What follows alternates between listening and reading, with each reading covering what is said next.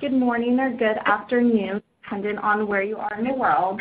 Welcome and thank you for joining us today for our webinar, How to Execute a Data-Driven Social Recruiting Program. We're presenting in partnership today with Bamboo by Sprout Social.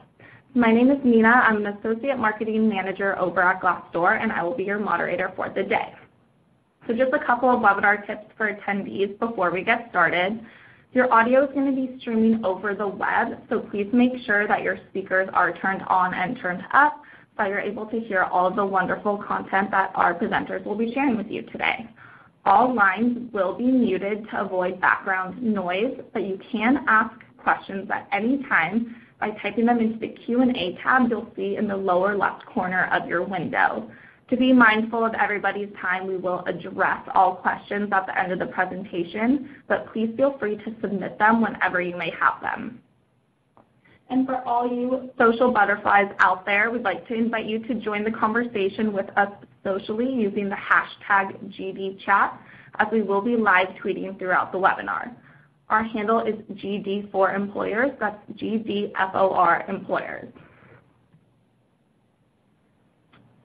And without further ado, I'd love to introduce our featured speakers for the day. First, we're joined by Jim Conti, who's the Director of Talent at Sprout Social. Thanks so much for joining us today, Jim. Of course, thanks for having me. For those that have not gotten a chance to meet before via webinar or in person, my name's Jim. I'm the Director of Talent at Sprout Social. We're a software company based in Chicago, Illinois. I've been with Sprout for about 4.5 years, started when we were just about 55 employees, and now we're ebbing up to nearly 400. We're a little over 7 years old, and we work in the social media management space. So we think a lot about how businesses, brands, and consumers interact on social, and we look to build tools to help empower that communication and build stronger relationships. Awesome. Thanks, Jim. And next we have Lisa Holden, who's Employer Communications Manager here at Glassdoor. Thanks for joining us as well, Lisa. Thanks so much for having me, Nina, and hello to everyone on the line.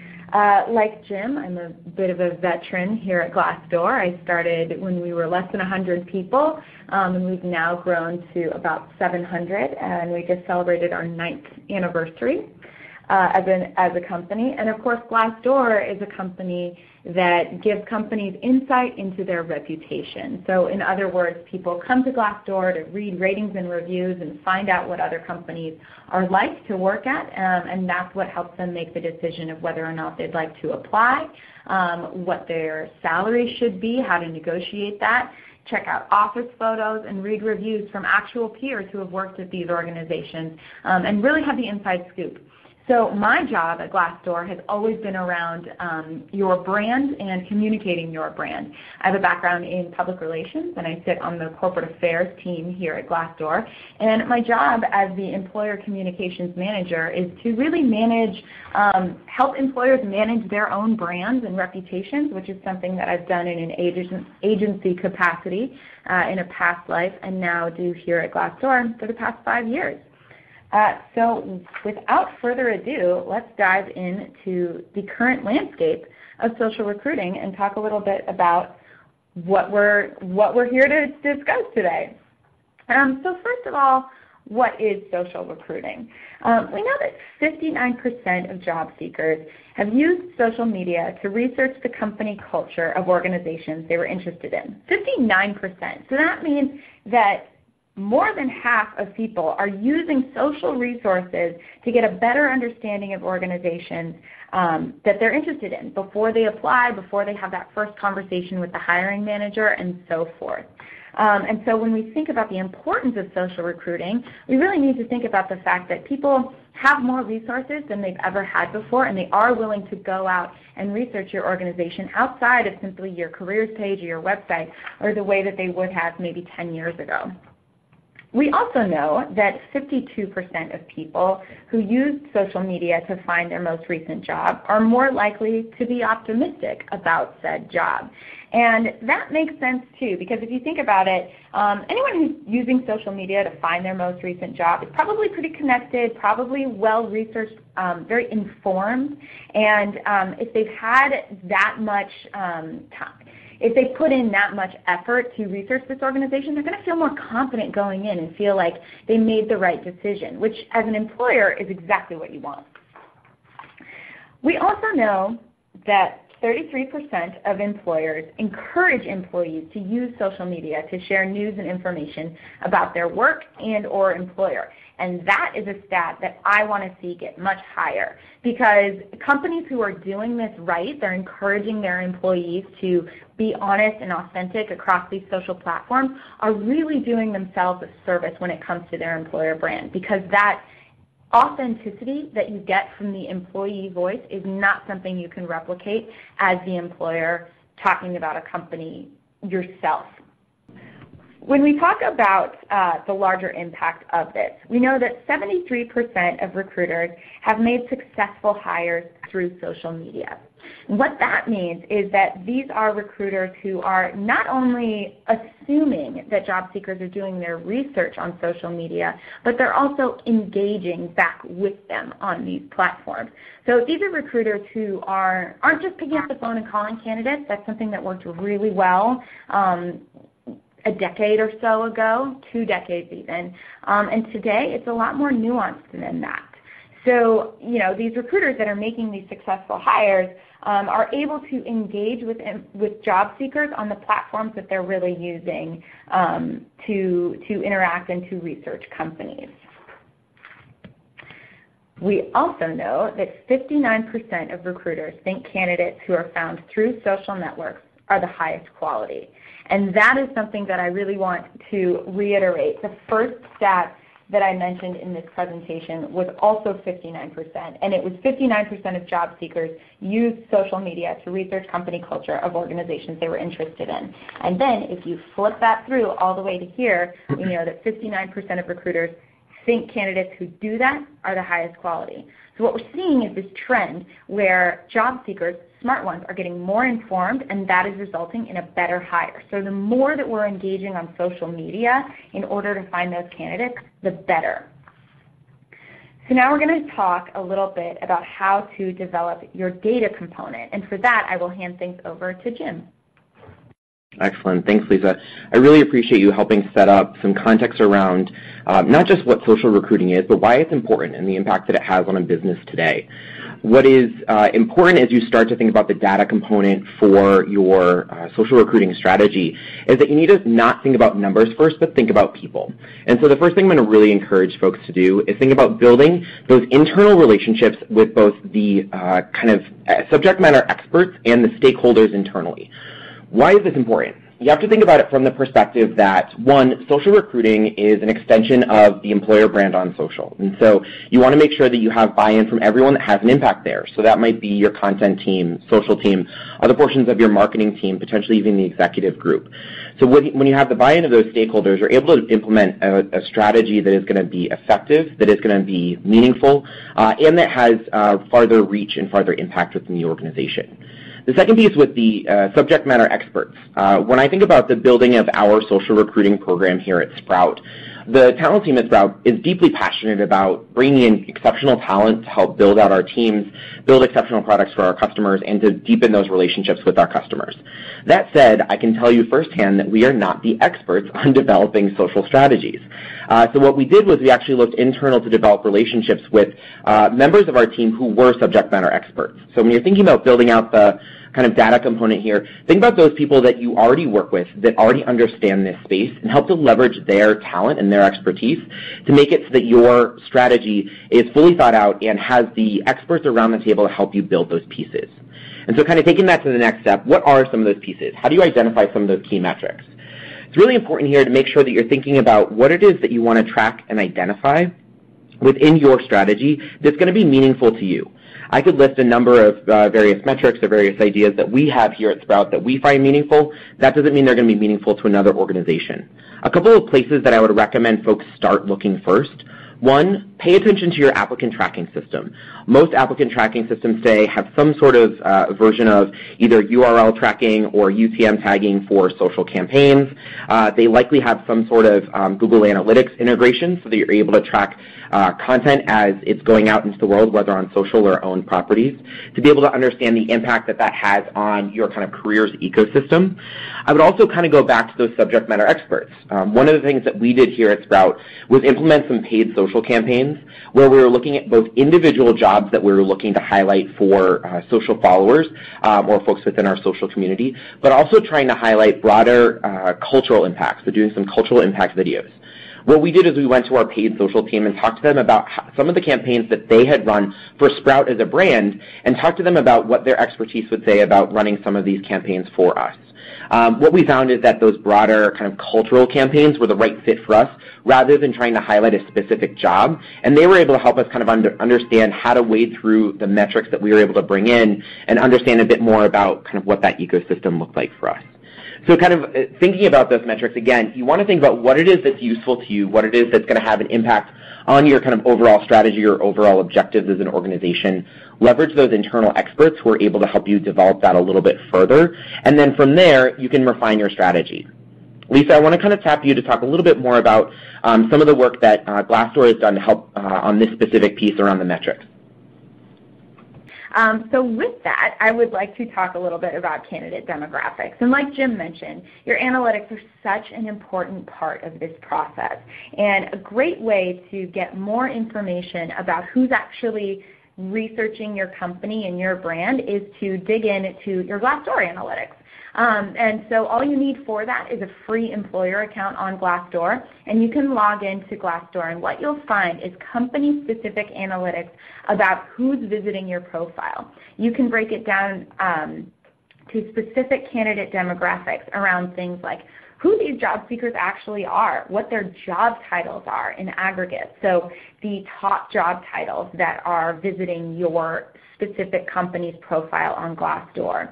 The top locations these people are coming from, which typically correlates with where you have offices, but if it doesn't, gives you a lot of information about A, where you should be advertising your jobs, and B, where you could consider expanding further. And finally, you can also take a look at demographic breakdowns of things like gender and age range of the people visiting your profile, and finding out that's helpful as you're looking for ways to identify who your brand is resonating with. And if there is a group that you're trying to hire more of for diversity purposes and you're not seeing them in this breakdown, that can give you a lot of insight and to think about how to brand yourself more to a group that's not showing up in something like this. I also want to talk about employer reputation. So we've talked about who's visiting your profile, but what is your profile saying once they get there? So what we have on the slide here is a screenshot of Sprout Social's own reviews and ratings on Glassdoor. And I got to tell you guys, if you can't see the slide, this company's killing it. So Sprout Social Lisa, you're making me blush here. You deserve it. You know, they've got a 4.9 out of 5 stars. 99% of employees would recommend the company to a friend. We see a 99% approval rating of the CEO, Justin Howard, and that's over 86 ratings. So this is a pretty good set of data to be able to take a look at this company and assess whether or not it's a fit for you and how much employees are really inspired and happy to be working there. And this is the kind of thing that is giving job seekers so much rich insight into organizations that they're considering being a part of, and is such a helpful tool for you on the employer side to say, look, here are our ratings, here's what's working, here's what isn't, and we have enough data to ignite change here, because you're able to see it at such a granular level when you read the ratings and reviews and you look at the pros and the cons. You can start to understand themes of what needs to change, and that could be so helpful for your employer brand because you have enough data to be confident in making the next move to ignite change. The next kind of key step to success we want to talk about here is obviously measure. And when we talk about this, we mean measuring success and ROI by uncovering what people really care about. So before you can begin to measure ROI, you need to know what's really going to resonate with people. And the way to do that is to ask. Don't tell. This isn't the same as it was years ago when you could just kind of say, this is our employer brand and this is our value proposition to our employees, and that's what it is. There are so many more voices in this conversation now. And so it's really important to ask your employee base, hey guys, if it's rate us on Glassdoor or if it's tweet about our organization or whatever platform it may be, ask for that feedback, because that's exactly what's going to give you enough data to truly measure and assess what's working and what isn't. And really reading that with a critical mind. This isn't just about saying, okay guys, beat me up, I can take it, let me know what's not working. Actually looking at the reviews and seeing if you can identify themes for what you can actually make a difference and change. Look at cons as opportunities more than anything else. And so only after you've gone through that rigorous process can you really clarify your employer brand. And that's made up of a couple different things. And so obviously your mission and your values play into that. And that's the, site that your company has set overall, the mountain that you've pointed to and said, we are going to climb this. That should be your mission. Your values kind of measure up to that, so how we get there along the way, what attributes are important to us, and really define us as an organization. And then your company culture comes into play. So the thing about culture is that it's so fluid, right?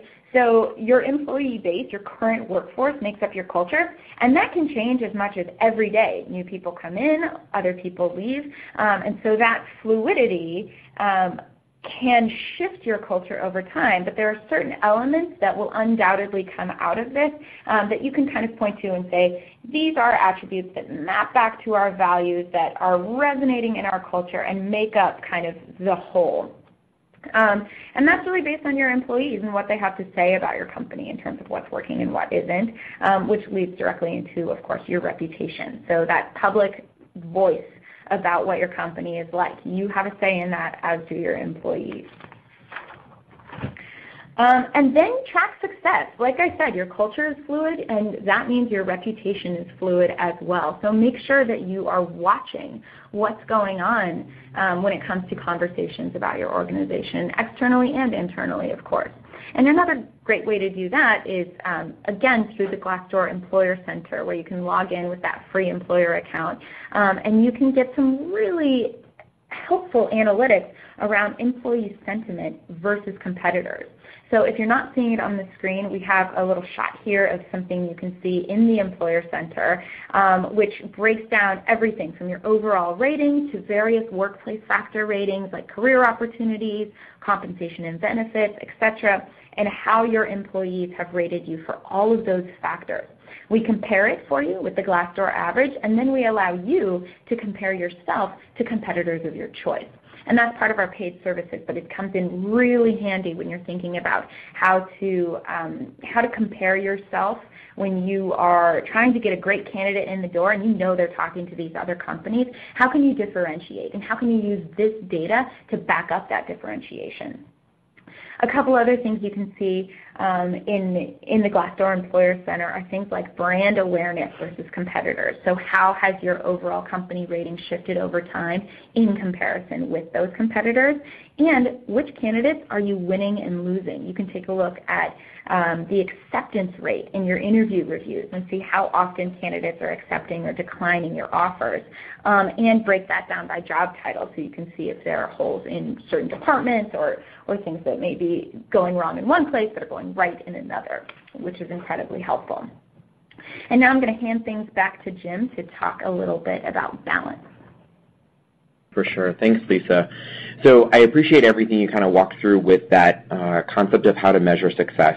As I kind of started with, the importance here is that you need to figure out what's important for your organization. I've seen some places that talk about how they want to have a certain percentage of their new hires coming from their social campaigns, or that they want to have a certain percentage of applicants coming from those sources, which is great. The the last piece that we'll kind of pull in here is that while you're thinking about how to measure and how to develop this strategy, make sure you're balancing it. You want to balance between data and brand image. It's important to think about social recruiting not just from a single percentage or applicant that's coming into your ATS, but rather what is the holistic vision that you're putting out there for who you are as an employer. Lisa just walked through some important components of thinking about how to clarify your employer brand, and I want to really make sure that I'm underlining and emphasizing that as well, that social recruiting is a chance to not just move the needle from a very specific campaign level, but also from a much broader perspective of what it is that your employer brand is reaching for you. One of my favorite stories here at Sprout, and this connects to social but is also kind of in real life as well. We have a software engineer on our team who moved to Chicago a couple of years ago, saw one of our team members on the train with a t-shirt, and years later when they were ready to make the transition, they remembered that shirt, looked up the company, saw a position, applied, and we hired them. Now, when you're asking me to put into a specific percentage or metric exactly what that looks like, I can't, but I can attribute it to having a strong employer brand where employees are proud of where it is that they come to work every day, and that they want to be able to advertise that, whether specifically with telling friends to apply through a social campaign or wearing a company t-shirt on the train. And so when you're thinking about a strong social recruiting campaign, think more broadly about employer brand as well, and how it is that you're helping employees celebrate where it is that they get to work and the opportunities that they have. That leads me into kind of the next piece here of how social recruiting and employee advocacy tie in together. And so we've talked a bit about social recruiting, what it is, how to develop some of your kind of campaign and strategy behind this, some of the thoughts you might want to bring in as you're thinking about what to measure, why it's important, but it would be kind of remiss to not point out the employee advocacy piece here. So employee advocacy is a concept we talk about quite a bit here at Sprout. And as I think about it in relation to my role on a talent team, I think about employee advocacy as kind of the next step within employee engagement. We hear a lot about employee engagement these days. Everyone's out there talking about it, trying to understand it, trying to measure it. From my perspective, how I understand the two and kind of their connection is that employee engagement is kind of the base level, the foundation upon which you are building. So that is going to be a lot of different components ranging from your culture to your onboarding and training programs to the specific kind of performance management systems that you use, how engaged people are in the workplace every day. Employee advocacy is the next step of that. That's where an employee is actually taking an action that is prompted by how engaged they are as a member of your team.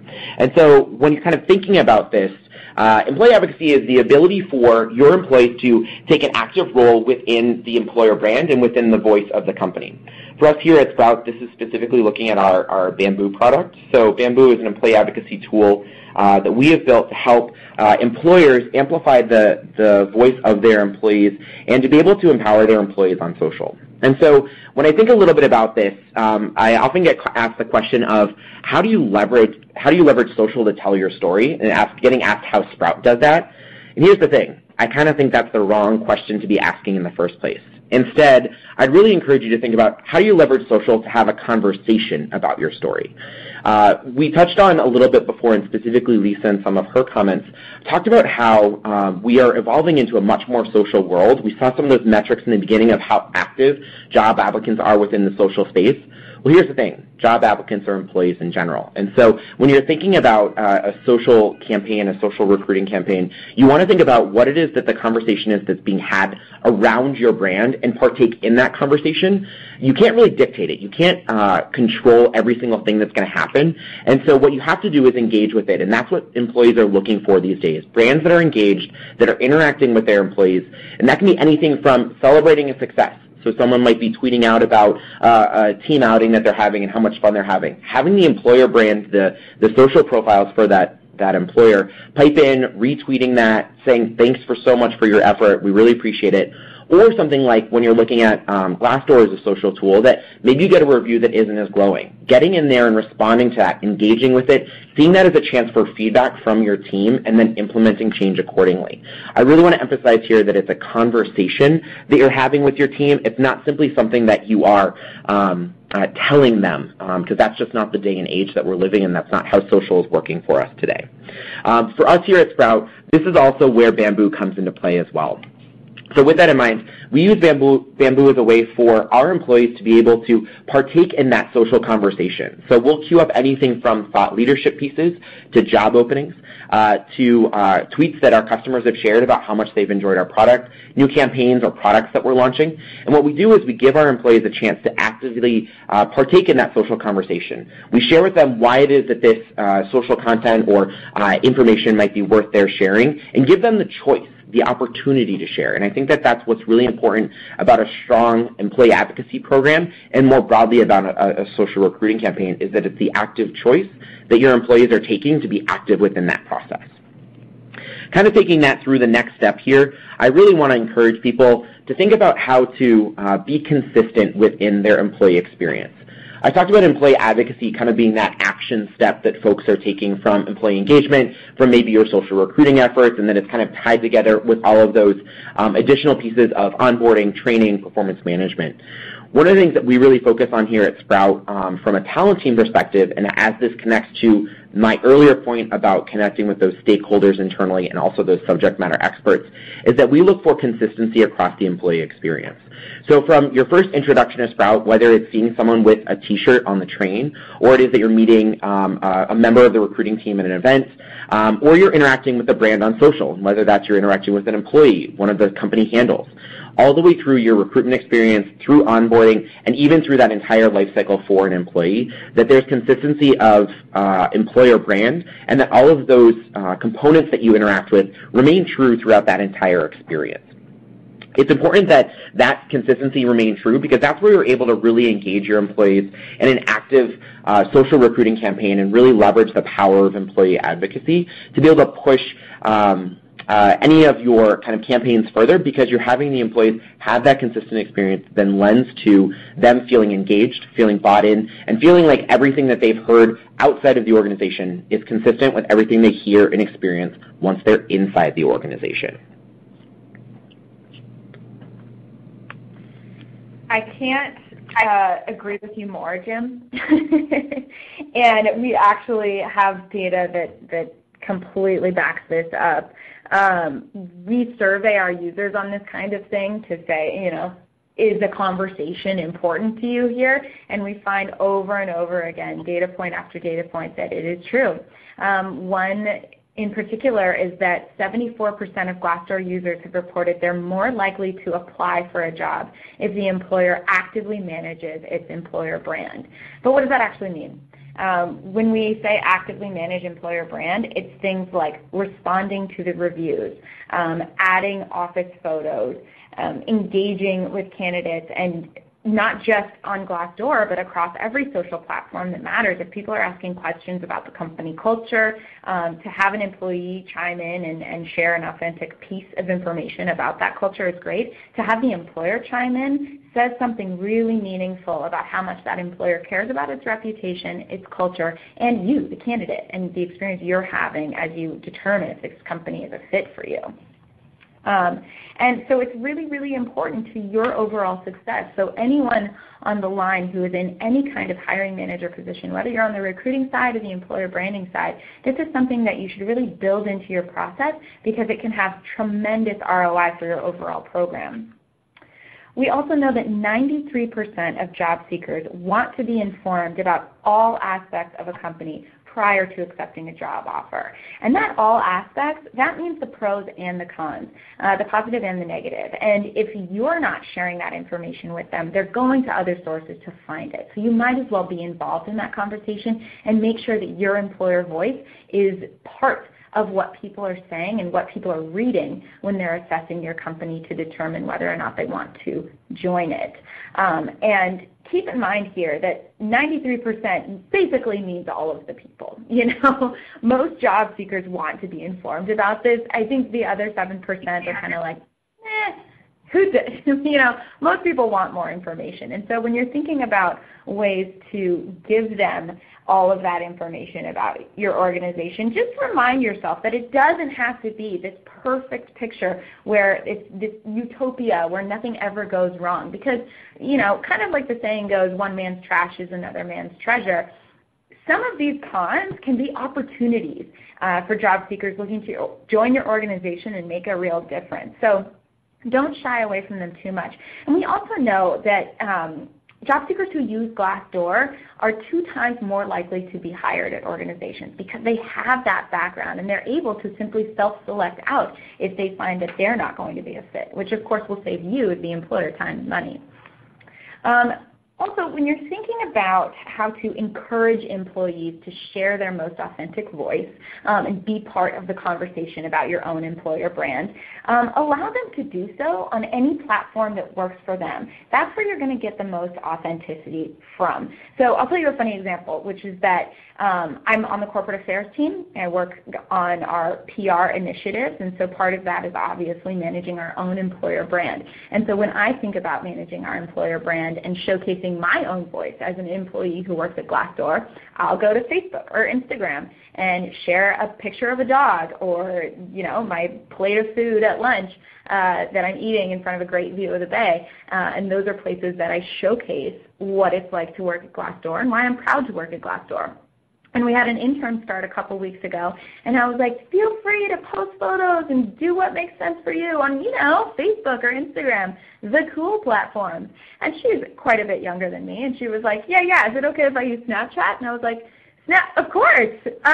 What? Can you show me how to use it?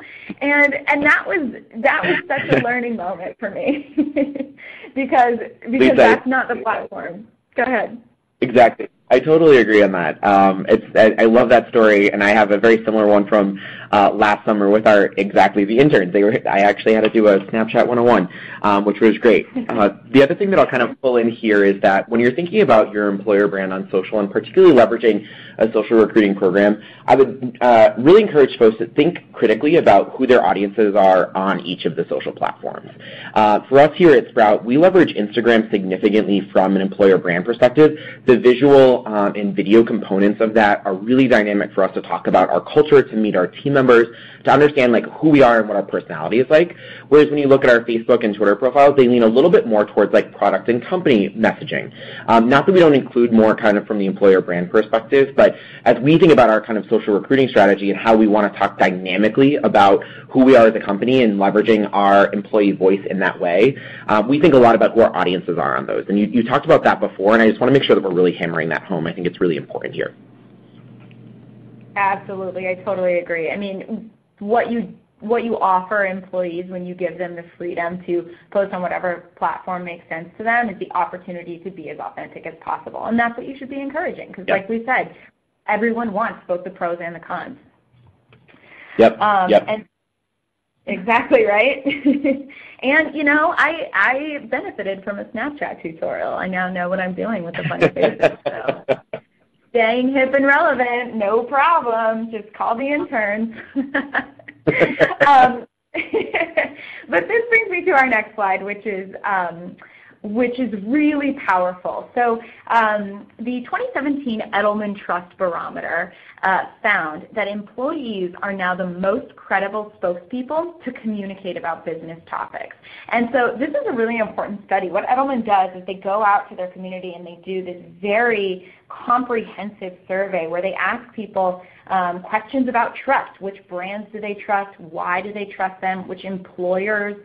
In what capacity? Which voices do they trust at different organizations? And the fact that employees are the most credible spokespeople for an organization is incredibly powerful. And that's more credible than the CEO, any member of the C-suite, actually. And this should be a very powerful stat that you, as the employer, can use to go to those high-level meetings and fight for more resources for your program to engage with employees and really put an emphasis on your employer brand because anything you can do to empower your employees more to share their authentic voice will help in making your employer brand higher quality. And Jim, does this resonate for you too? Do you feel like that's what you're seeing as well? So much. And I think in so many different kind of dynamic ways. First, I think about employee referrals. There are any number of studies out there that show that employee referrals are the population of applicants that are most likely to convert when receiving an offer and are also the crew that are often the kind of longest tenure within the organization. And so when you think about the duality here of employing a social recruiting program with an employee advocacy program, and that will help you generate further referrals as you're reaching further within the employee networks. What that's going to do is just continue to populate your applicant pool with qualified candidates who are engaged, who have heard about the organization from the inside, and really value that perspective. The other thing that I'd say is that one of our members of our content team shared an article from Social Media Today that said that content shared by employees receives 8 times more engagement than content shared by kind of brand-owned channels.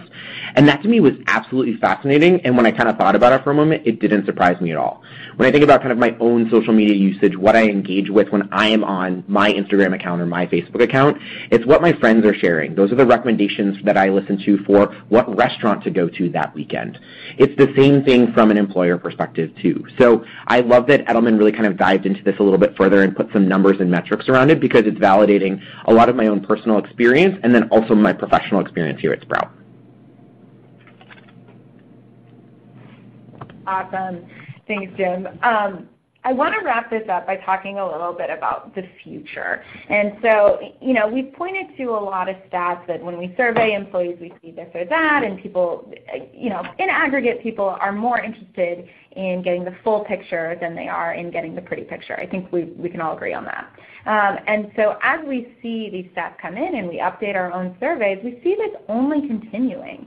And so, if this trend towards workplace transparency continues to go the way of other industries where transparency has become more paramount, if you think about companies like Amazon and the reviews being so important there, or Yelp, like Jim mentioned, picking a restaurant, we know that this is only going to increase. And so the future of social recruiting is that it will soon just be recruiting, and that's kind of the way of things now. And so I really want to congratulate everyone on the line today for being a part of this webinar, because what you're saying by devoting your time to something like this is that you want to maintain that cutting edge. You want to see what's happening next and see how you can be a part of it, and really set yourself and your organization up for success when it comes to understanding this new frontier of recruiting and how it has truly become, social recruiting truly has become just simply recruiting. So with that, what questions can Jim and I answer for you on that topic? Great. Thanks, Lisa, and thank you, Jim. And as Lisa mentioned earlier, we will be sending out these slides and recording within 24 hours, so just be on the lookout for that. We do apologize if there are some technical difficulties today, but thank you for bearing with us. So if you have not yet asked a question and you have one that's just top of your mind, please send it through the Q&A chat now, and we'll get through as many as we can. So Jim, the first question we have is actually for you. And the question is, when you talk about encouraging employees to post on social media, how do you not run into a legal issue? We recently pitched the idea for an employer branding hashtag, i.e. hashtag like at company name, and our legal team had a lot of concerns. Yeah, that's a really great question, especially within the kind of open space that is social communication today. I think it's really important to make sure you're partnering with a legal team to make sure that you're working within kind of the bounds or constraints that might exist for your respective industry. This is a question that I'll admit a little bit that I have some Sprout blinders on. As I mentioned in my introduction, we build social media tools, so we inherently believe as an organization in the power of social communication to connect brands, to connect consumers and employers, or companies and employees. So with that in mind, I will acknowledge that as I give this answer, but a couple of quick thoughts here. One, you want to make sure that you're getting those stakeholders in the room. I mentioned that in kind of like point number one as you're thinking about building out a social recruiting program. It's fantastic you went to the legal team and got their feedback, because that allows you to build a strong and partnered program kind of moving forward.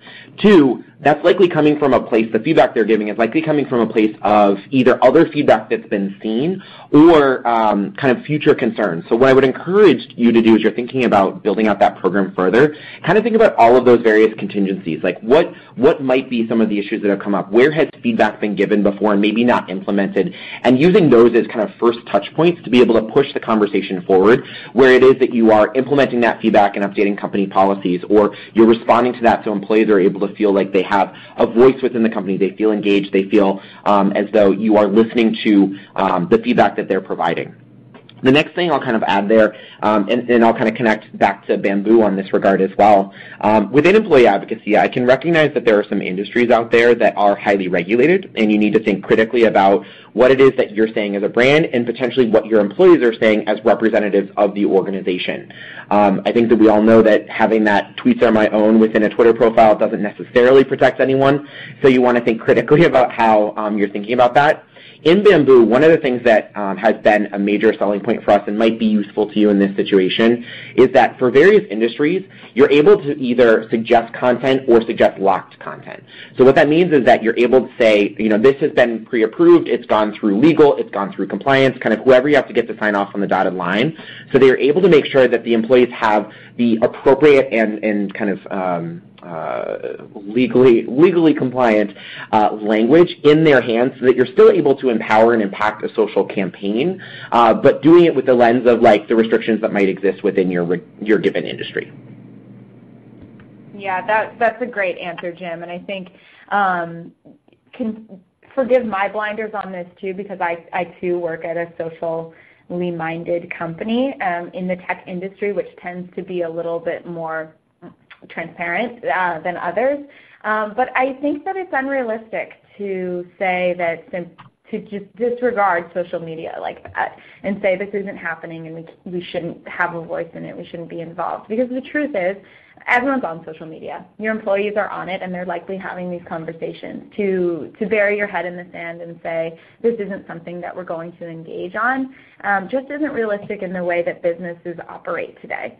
Every company has social platforms, and so to cut that off in your employee base just isn't something that's going to be sustainable. It might get approved for now. It might be the conclusion that your company comes to now, but it's going to have to reassess in the next couple of years, and it won't be the policy forever, I can guarantee that. The only other thing that I would add on that too is, Jim, I think to your point, encouraging people to share content that has been kind of curated by the legal team is one way to kind of take a baby step. But just to point back to one of the data points I shared earlier is that people are more likely to apply to your company when they see that the employer is actively managing your brand. And when you don't have the employee voice there, you're much likely to get dinged for not being authentic, and people are less likely to apply. Perfect. Thank you. The next question is we have, Lisa, I'll ask it to you first, and Jim would love your input as well. The question is, how do you help employees feel comfortable being an advocate, which is basically a public extension of your brand, when there are definitely restrictions on what they can say, i.e. political views, offensive memes, etc.? Sure, great question. I think that this all trickles down from the top, right? And so employees are less likely to do things like share a review on Glassdoor if the messages that they're getting from leadership are, we don't want to hear from you, or silence on the matter, quite frankly. And so your leadership team has to be bought in on this idea that your company is going to get more transparent and encourage employees to share more content. So a great way to do that is to simply have the management team be doing it. Encourage your CEO to share a review on Glassdoor. Encourage managers and directors across your organization to share reviews on Glassdoor, and verbally encourage their teams to do the same. And once you get that engagement kind of happening at the upper level, it sends signals to the rest of your organization that not only is this okay, but it's encouraged. Perfect. Yep, I agree with all of that. A couple of quick thoughts to add here. One, I'll really emphasize the point we made before, but you have to make sure that it's an option for employees to join. Whenever you have a forced kind of campaign or advocacy program, it's just not going to feel authentic. It's not going to feel like the true voice of the employee. So I think that that's got to be one of the underpinnings as you're building out a program or thinking about how to kind of tap into your employee population and get them active on social on your behalf. The second, I often encourage folks, as much as you're able to think about building policies around sharing on social or what employees can share on social as building a foundation rather than building walls. When you think about it as building a foundation, you develop a set of concepts that encourage employees to share specific types of content that empowers them to do so. It feels much more engaging than when you simply say, don't do this, don't do that, don't do this. It's one of those kind of human psychological things that when you use those do statements, when you give permission, people are more excited about it. When you give those don't statements, it's gonna kind of initially create that animosity that might be kind of coming from a portion of this question here. The final thing I'll add here, and we've said this a number of times, but that in the midst of building one of these campaigns or thinking about employee advocacy, you have to think about it as a two-way conversation. I mentioned that before. You have to see this as a chance to be able to hear feedback and then be able to implement changes based on the feedback you're getting from your employees. Lisa did a great job of highlighting how to think about Glassdoor from this perspective, but you have to think about it broadly across, kind of the planning for this, that it's not just asking someone to retweet something or to give a review on Glassdoor, but rather once that happens, how do you actually engage with that? How do you then take that feedback or the reason that someone maybe decided not to share something and be able to implement that internally and be able to have that open conversation? Absolutely, Jim. Half the battle is doing something with the feedback once you get it. If you encourage a bunch of people to share what it's like at your organization and then do absolutely nothing with the data, you're like, hey, everyone, thanks for wasting your time. It's really important to take that next step and say, we've collected this feedback, here are some themes that resonate, and here's what we're going to do moving forward to make it better. And beautifully said, Jim, on the idea of building, I forget what you said, not building walls. Foundation. Yes, a foundation. Because it's about communicating to your employees, hey, we trust you, and we trust you with this message, and it has to come from your voice. Mm-hmm. Right? Yep. Thank you. The next question we have, Jim, this kind of snowballs off of what you just mentioned. The question is, what kinds of content should we encourage employees to share that will, in turn, help us recruit? Yep, that's a great question. In our own internal usage of Bamboo, what we see as the most shared content is company awards and job openings. It's fantastic to see how excited employees are to talk about how great it is that Sprout is growing, that they want their family, friends, network to know about opportunities that are available here at Sprout, and to be able to celebrate our successes. So when I first think about from an employer perspective, from an employer brand, from a talent perspective, I think about kind of those pieces that help to build the ethos around what it's like to work at Sprout.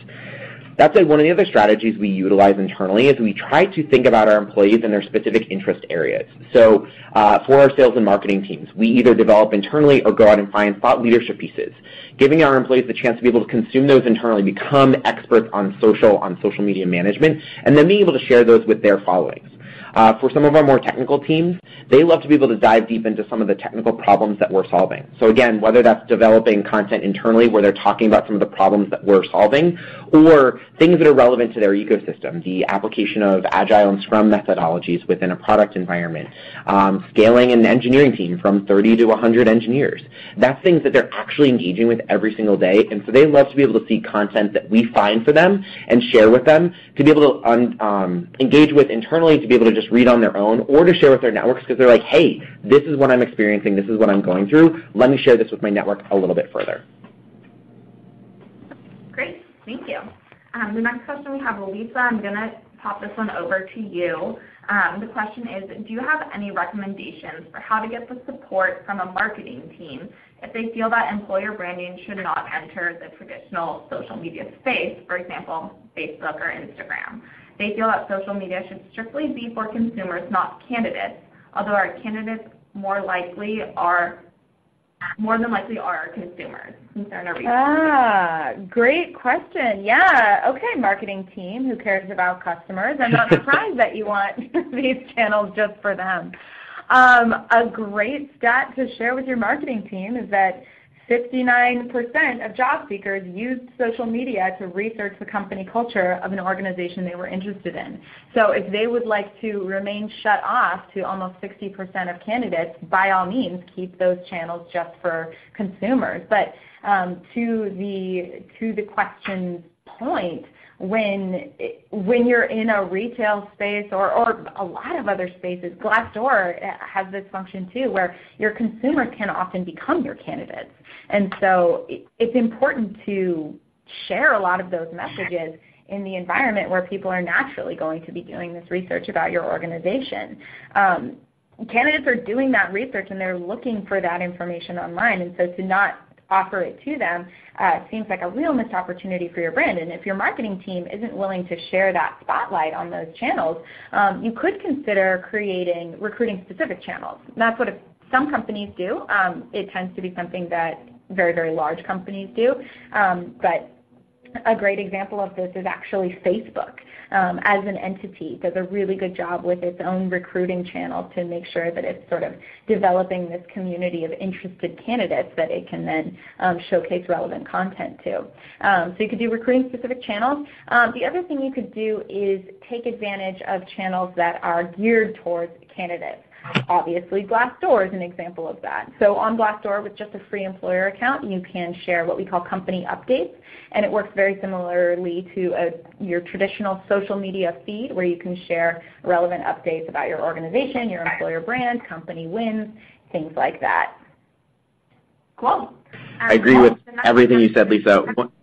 Sorry, Nina. One quick thing I want just to add there is that I agree with all of that. One of the strategies that's worked really well with us is looking at overall organizational goals and helping to tie up the picture for folks. So if there is a goal about growing, our customer base by X thousands of, customers or whatever, being able to take that to marketing and be like, hey, your help on a social campaign to be able to help us achieve this company goal that all of us in the company share has been really useful to be able to kind of create that synergy too. So I just want to kind of throw that in there, that's been useful. Exactly. Well said. You said it much less sassy than the way I said it.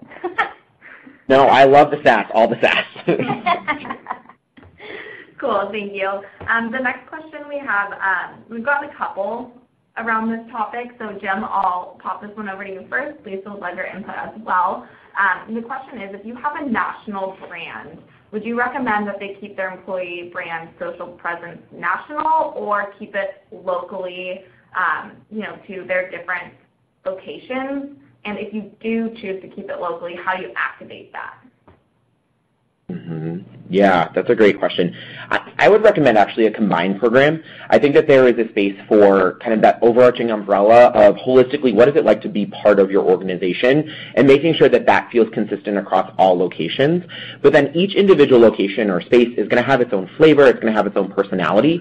So I would encourage kind of a duality there. One example I would look at is that Twitter, I think, has done a really good job of this and in looking at having their HQ in San Francisco, and then they have Twitter Boulder, which is where they acquired GNIP. It's a really interesting balance of having that broader Twitter conversation and a lot of the kind of subgroups within that Twitter HQ, so all of their employee resource groups, ERGs, having Twitter handles, but then also having a specific handle for Twitter Boulder and some of their other offices. I think that they've done a really interesting job of having that overarching brand and then sub-brands within. So I would recommend a combined one and making sure that it feels reflective of those individual communities. Cool. Thank you. The next question that we have, Lisa, I'm going to shoot this one over to you. And it's, how can I help my CEO and other execs be more active on social media? Great question. There isn't a PR person on planet Earth who doesn't struggle with this. I think that's not true. Some CEOs are probably overactive on social media, and that's a struggle as well. But I think at the end of the day, CEOs and other executives are incredibly busy, and so justifying their time for something like social media, you really need to come to the conversation with numbers. So things like 59% of job seekers use social media to research a company that they're interested in joining. Those are really relevant stats to say, hey, this is worth your time. People are more likely to apply to our company. They're more likely to have a better sense of our employer brand, which will give them enough insight to apply if you and others on the organization are sharing that authentic voice on social media. So whether it's operationalizing things by setting up some kind of calendar invite where it's like tweet once a day at least, or setting up a weekly check-in where you're kind of talking about what the social media messages could be for the week, partnering with someone on your corporate affairs, marketing, or PR team to make that happen with executives. Make sure it's part of their daily or weekly cadence to at least check in on that front and make sure they're sharing more. And that's not to say that every CEO has time to craft his or her own tweets every day.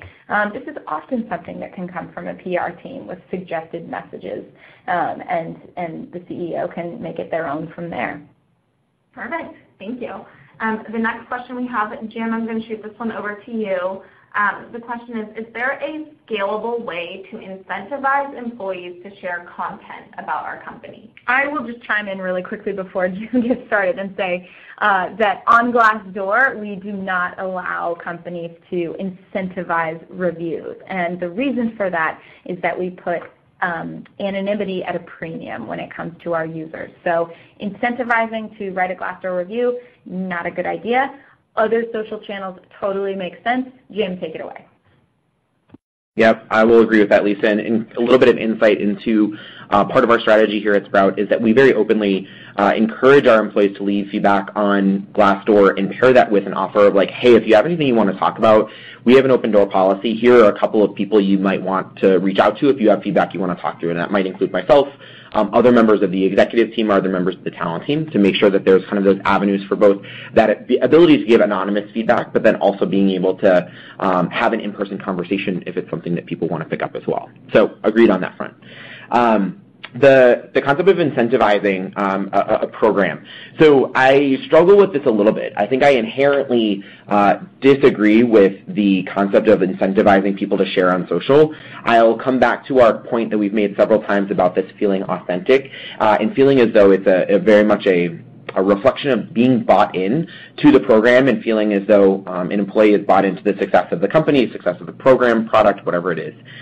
So for us here at Sprout, we don't actually incentivize our employees to share on social. What that I think comes down to more is, I made this point before a little bit, but all of our employees here at Sprout very much believe in the concept that they have the ability to impact our ability to succeed as a company via what they do each and every day. And so that will include kind of their day-to-day, whether that's coding, designing, selling, marketing, so on and so forth, or if that's participating in our employee advocacy program and sharing a job description or sharing a company highlight that we've put together. So while I think it's an interesting idea and I see where it's coming from, my belief system and kind of our belief system here at Sprout is that we don't recognize that. What we will do is we will celebrate if someone shared through our tool Bamboo and we were able to make a hire through that. We'll kind of celebrate that internally and give that person props. We use Slack internally, so we'll mention them to be able to get that kind of recognition going.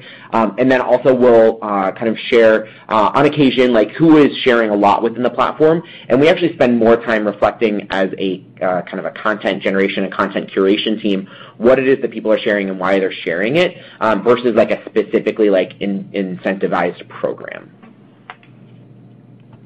Perfect. Thank you. So it looks like with that we are reaching the top of the hour. So if we did not get to your question, we will follow up with you individually post-webinar as well as send out these slides and recording. So with that, I do want to thank Jim and Lisa for joining us today and sharing all of your wonderful insights and information with everybody on the line. I know I learned a whole bunch just sitting and listening to you guys. And to everyone on the line, I know it's not easy to take an hour out of your day, so really appreciate you joining us today and sticking through the couple technical issues that we had, so really appreciate it. And we will catch you all next time, so everyone enjoy the rest of your day. Bye, everyone. Thanks, everyone.